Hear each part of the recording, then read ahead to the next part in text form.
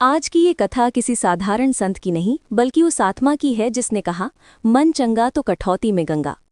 काशी जो ज्ञान की नगरी थी, जहां वेदों की गूंज की, मंत्रों की ध्वनि थी, लेकिन इसी पवित्र नगरी में एक ऐसा अंधकार भी था जिसका नाम था जाति का अभिमान।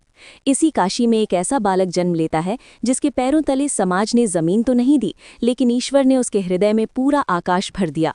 यही बालक आगे चलकर कहलाया गुरु रविदास। आज हम आपको लेकर चलेंगे एक ऐसे दिव्य संत की यात्रा पर जो आपके जीवन जीने की परिभाषा को ही बदल कर रख देगी।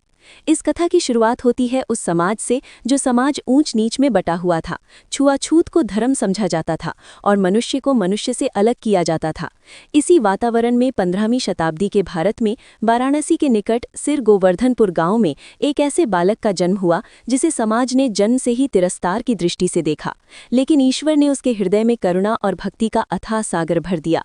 इस बालक का नाम रखा गया रवि और उनका उपनाम था रविदास, जो आगे चलकर संत शिरोमणि सतगुरु श्री रविदास जी महाराज कहलाए। इनका जन्म माघ पूर्णिमा दिन रविवार को संवत 1337 को हुआ था। इनका जन्म एक साधारण चमड़ा बनाने वाले परिवार में हुआ। उनकी माता कलसा देवी सरल, दयालु और ईश्वर में अटूट विश्वास रखने वाली स्त्री थीं, जबकि पिता संतोख दास, जिन्हें बाबा संतोख दास भी कहा जाता है, अपने परिश्रम से परिवार का पालन करते थे। घर में धन नहीं था, लेकिन संस्कार थे, प्रेम था और भक्ति की सुगंध थी। कहा जाता है कि जब दूसरे बच्चे खेल कूद में मग्न रहते थे, तब बालक रविदास मिट्टी में भगवान की आकृतियां बनाते, ईश्वर का स्मरण करते और दूसरों के दुख को अपना दुख मानते थे। उनके बचपन से ही ये स्पष्ट हो गया था कि ये बालक साधारण नहीं है। किसी भूखे को देखते तो अपना भोजन दे देते, किसी दुखी को देखते तो उनकी आंखें नम हो जाती। गांव के लोग अक्सर कहते थे कि इस बच्चे की आंखों में कुछ अलग ही चमक है, जैसे करुणा स्वयं इसमें बोलती हो। बचपन से जुड़ी एक मार्मिक कथा में आता है कि रविदास की एक मित्र की मृत्यु हो गई। पूरा गांव शोक में डूबा हुआ था, लेकिन बालक रविदास उस निर्जीव शरीर के पास बैठकर ईश्वर का स्मरण करने लगे। कहा जाता है कि उनकी निष्कलुष भक्ति और करुण पुकार से मित्र के शरीर में जीव आत्मा लौट आई। ये चमत्कार था या सच्ची भक्ति की शक्ति, ये कहना कठिन है, लेकिन इससे लोगों के मन में ये विश्वास गहराने लगा कि ये बालक ईश्वर से विशेष रूप से जुड़ा हुआ है। प्रारंभिक शिक्षा के लिए रविदास को पंडित शारदानंद की पाठशाला में भेजा गया, जहां उन्होंने अक्षर ज्ञान के साथ साथ भक्ति, दया और मानवता का पाठ भी सीखा। पंडित शारदानंद उनकी प्रतिभा और विनम्र स्वभाव से अत्यंत प्रभावित थे और कहते थे कि ये बालक केवल पढ़ेगा ही नहीं, बल्कि एक दिन लोगों को जीवन की सच्ची राह दिखाएगा। जैसे जैसे रविदास बड़े होने लगे, समाज की कठोर सच्चाइयां उनके सामने आने लगी। मंदिरों में प्रवेश वर्जित था, कुओं से पानी नहीं लेने दिया जाता था और उनका स्पर्श तक अपवित्र माना जाता था। लेकिन इन अपमानों के बावजूद उनके मन में न क्रोध था, न बदले की भावना। उनके भीतर केवल एक ही प्रश्न उठता था, क्या ईश्वर भी जाति देखकर प्रेम करता है? इसी प्रश्न ने धीरे धीरे उनके भीतर एक मौन विद्रोह को जन्म दिया, जो तलवार से नहीं बल्कि भक्ति और प्रेम से समाज की दीवारें गिराने वाला था। काशी की उन्हीं गलियों में जहां लोग जाति देखकर मनुष्य को तौलते थे, वहीं रविदास मनुष्यता को पहचानना सीख रहे थे और यहीं से एक ऐसे संत का निर्माण हुआ जो आने वाले समय में पूरे भारत को समानता और भक्ति का संदेश देने वाला था।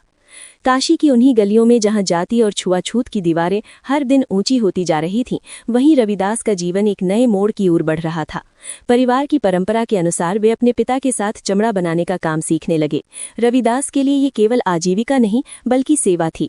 वे दिन भर मेहनत करते, जूते बनाते, चमड़े को आकार देते और मन ही मन ईश्वर का स्मरण करते रहते। उनके लिए काम और भक्ति अलग अलग नहीं थे, उनके हाथ कर्म में लगे रहते और मन राम में लीन रहता।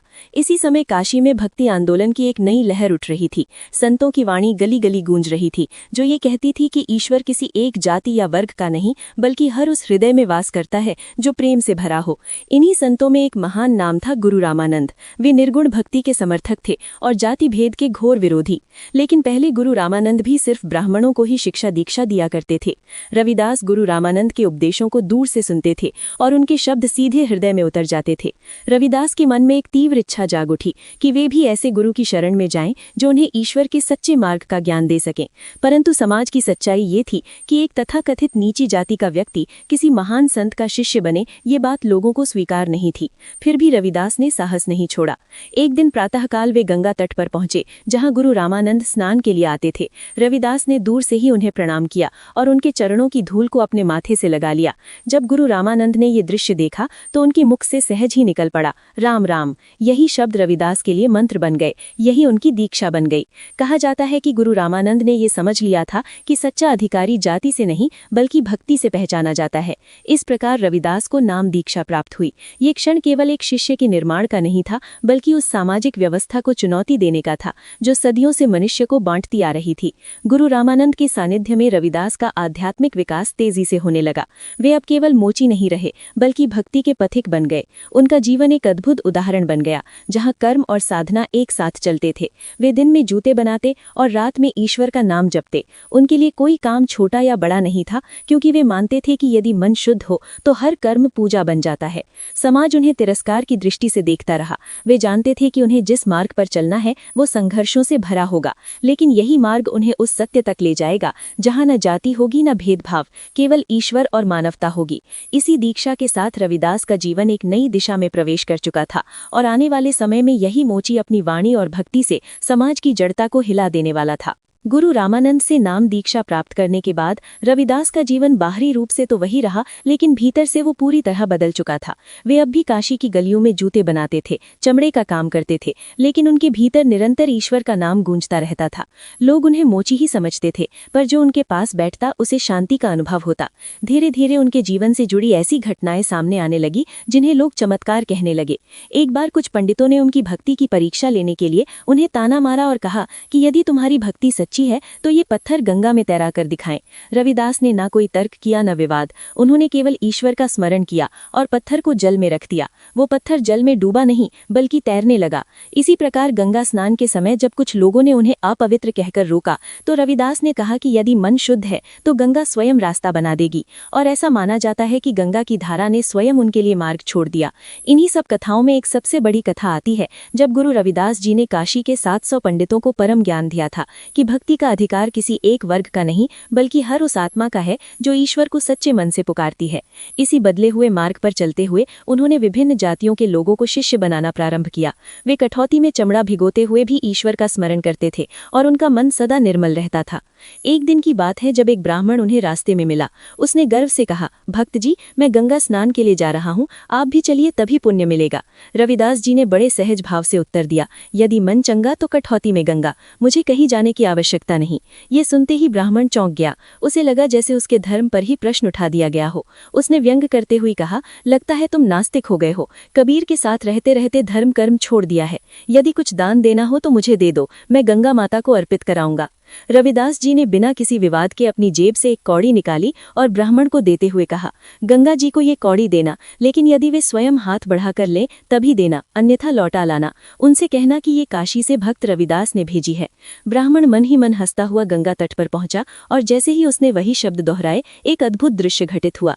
गंगा की धारा से एक हाथ प्रकट हुआ जिसने कौड़ी स्वीकार की और दूसरे हाथ से एक स्वर्ण कंगन ब्राह्मण को थमा दिया।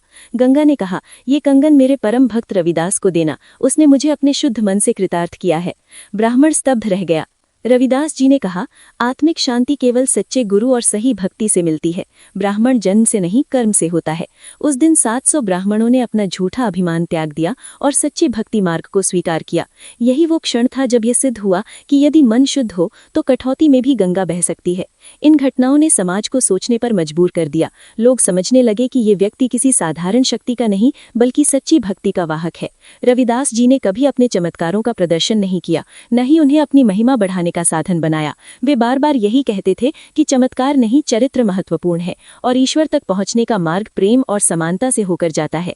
इसी काल में उनकी वाणी लोगों के हृदय तक पहुंचने लगी। वे निर्गुण भक्ति का संदेश देते थे और कहते थे कि ईश्वर का कोई रूप नहीं, कोई जाति नहीं, वो हर उस हृदय में वास करता है जो अहंकार से मुक्त हो। उनके दोहे सरल थे लेकिन अर्थ अत्यंत गहरे थे। वे कहते थे कि शरीर सबका एक ही मिट्टी से बना है, फिर ऊंच नीच कैसा। धीरे धीरे उनकी ख्याति काशी से बाहर फैलने लगी। अलग अलग जातियों के लोग उनके पास आने लगे, उनसे मार्गदर्शन लेने लगे। जो समाज कभी उन्हें छूने से कतराता था वही समाज अब उनके चरणों में बैठने लगा। रविदास के जीवन में ये वो समय था जब तिरस्कार श्रद्धा में बदलने लगा था, लेकिन उनके स्वभाव में कोई परिवर्तन नहीं आया। वे पहले की तरह ही विनम्र थे, सरल थे और यही कहते थे कि गुरु वही है जो मनुष्य को मनुष्य से जोड़ दे। चमत्कारों और बढ़ती प्रसिद्धि के बीच भी रविदास अपने सिद्धांतों पर अडिग रहे और उन्होंने ये सिद्ध कर दिया कि सच्ची भक्ति समाज की सबसे कठोर दीवारों को भी बिना हिंसा के तोड़ सकती है। रविदास जी की इस आध्यात्मिक ऊंचाई का सबसे बड़ा प्रमाण तब मिला जब उनके पदों को सिख परंपरा के पवित्र ग्रंथ गुरु ग्रंथ साहिब में स्थान दिया गया। ये कोई साधारण घटना नहीं थी, क्योंकि उस समय किसी संत की वाणी को इस ग्रंथ में शामिल किया जाना उसके आध्यात्मिक सत्य और सार्वभौमिकता की स्वीकृति मानी जाती थी। रविदास के लगभग 41 पद इसमें सम्मिलित किए गए और यहीं से वे केवल एक संत नहीं बल्कि सतगुरु के रूप में प्रतिष्ठित हो गए। उनकी वाणी ने ये सिद्ध कर दिया कि ईश्वर की दृष्टि में न कोई हिंदू है, न मुसलमान, न ऊंच नीच, बल्कि केवल सच्चा हृदय ही उसकी पहचान है। रविदास का प्रभाव अब केवल व्यक्तिगत भक्ति तक सीमित नहीं रहा, बल्कि एक आध्यात्मिक आंदोलन का रूप लेने लगा। लोग उनके पदों को गाते, उन्हें अपने जीवन में उतारने का प्रयास करते और समाज में समानता का भाव जगाने लगे। वाराणसी के सिर गोवर्धनपुर में स्थित उनका जन्म स्थान आज एक महान तीर्थ बन चुका है, जहां हर वर्ष लाखों श्रद्धालु आते हैं और उस संत को नमन करते हैं जिसने समाज को ये सिखाया कि मनुष्य की पहचान उसकी जाति से नहीं बल्कि उसके कर्म और करुणा से होती है। उनका जीवन इस बात का जीवंत प्रमाण है कि सच्ची भक्ति क्रांति होती है, लेकिन बिना हिंसा के, और सच्चा संत वही है जो मनुष्य को मनुष्य से जोड़ दे। यही कारण है कि रविदास जी केवल अपने युग के संत नहीं थे, बल्कि वे हर युग की अंतरात्मा हैं। और उनकी सबसे बड़ी विरासत यही संदेश है कि यदि मन चंगा हो तो पूरे संसार में गंगा बहने लगती है। यदि इस वीडियो में हमसे कोई भी गलती हुई हो तो हम आपसे माफ़ी चाहेंगे। यदि वीडियो पसंद आई हो तो इसे एक लाइक और अपने दोस्तों के साथ शेयर अवश्य करें। धन्यवाद।